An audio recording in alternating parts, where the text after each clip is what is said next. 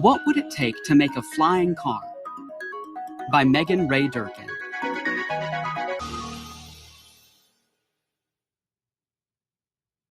Chapter 1. Cars in the Sky. The sound of honking horns fills the air. Cars all around are creeping slowly along the road. It's another traffic jam in the city. High above, an airplane soars freely through the sky.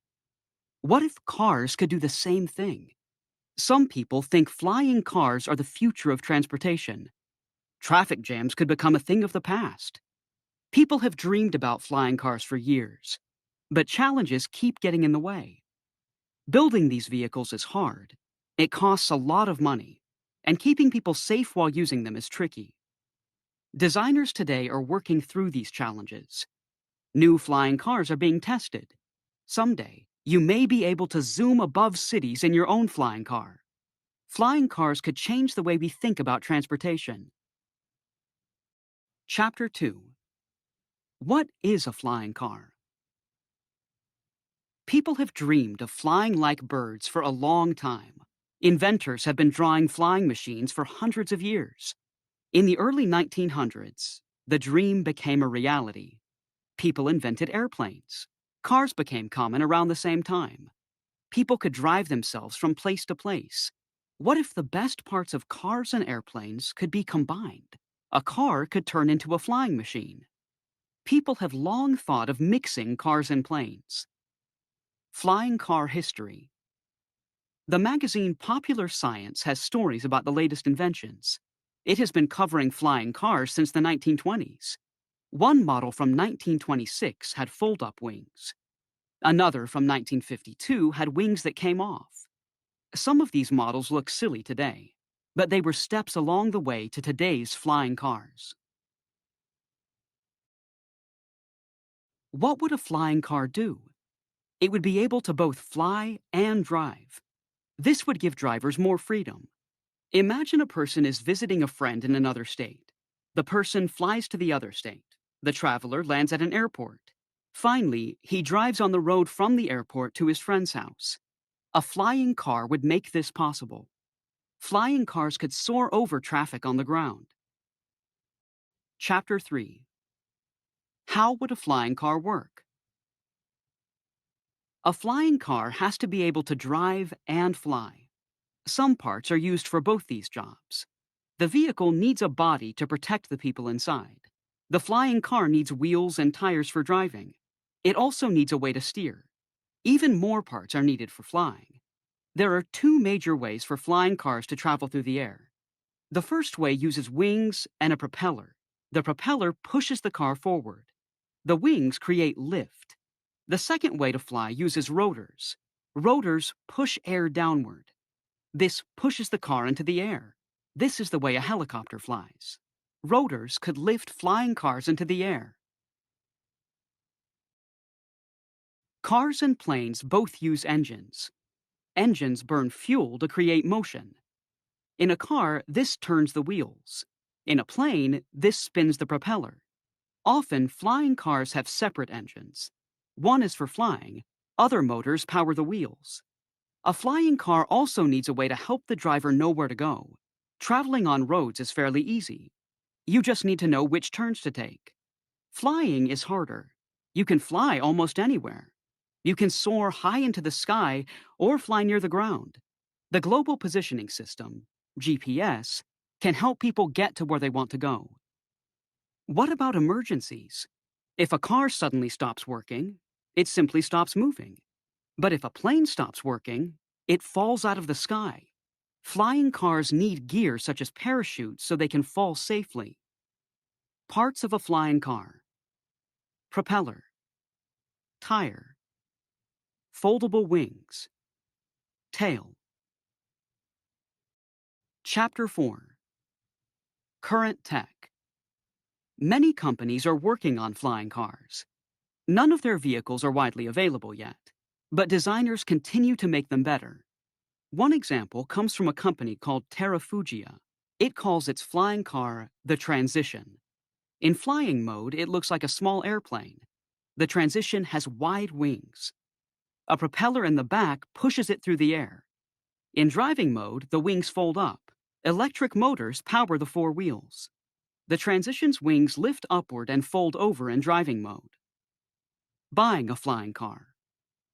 Flying cars will be very expensive. In 2018, Terrafugia said it would begin selling the transition soon. The cost would be around $400,000.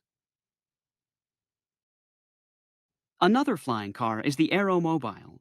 It works like the transition. A propeller pushes it along in the air. It uses electric motors for driving.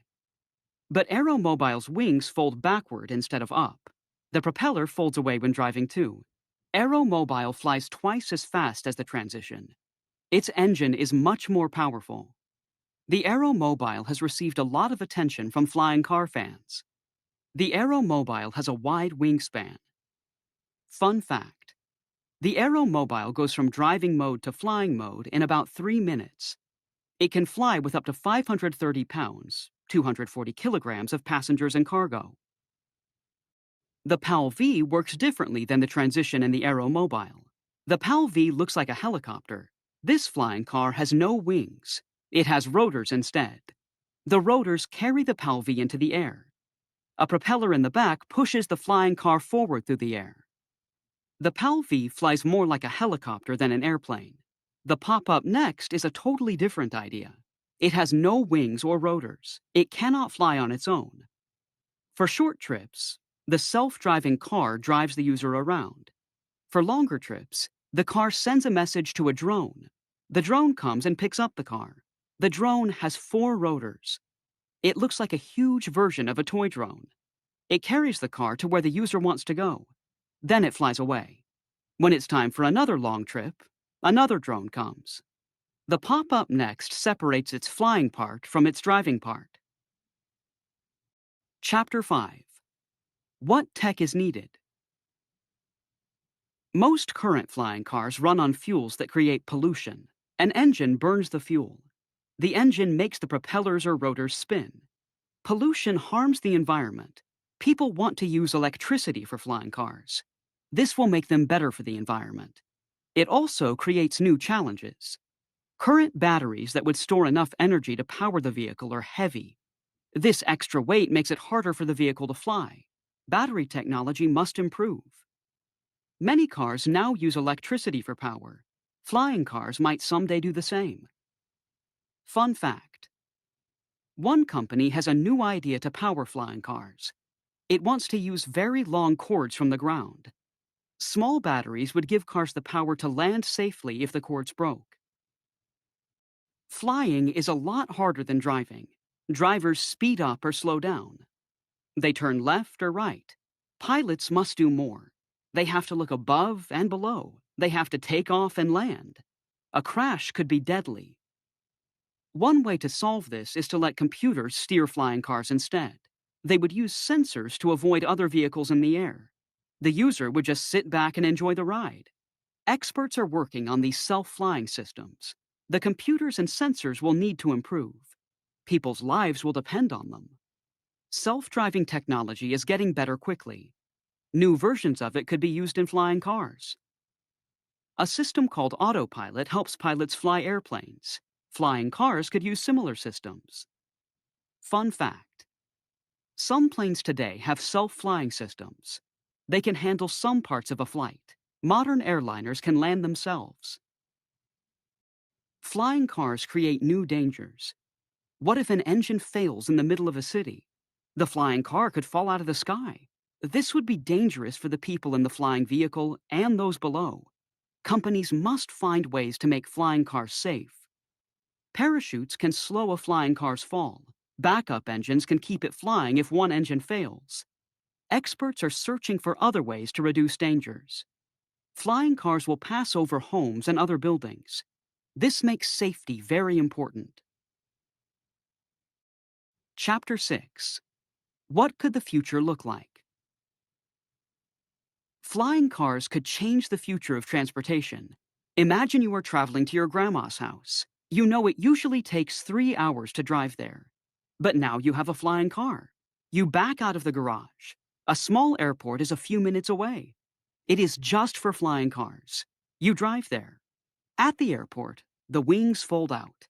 The engine powers the propeller instead of the wheels. You roll down the runway. Once you are fast enough, you gently lift into the air. The computer steers you to your grandma's city. When you arrive, the computer lands the flying car safely at another airport. Then you drive the last few minutes to your grandma's house. The whole trip took just an hour. Long trips could become much quicker with flying cars.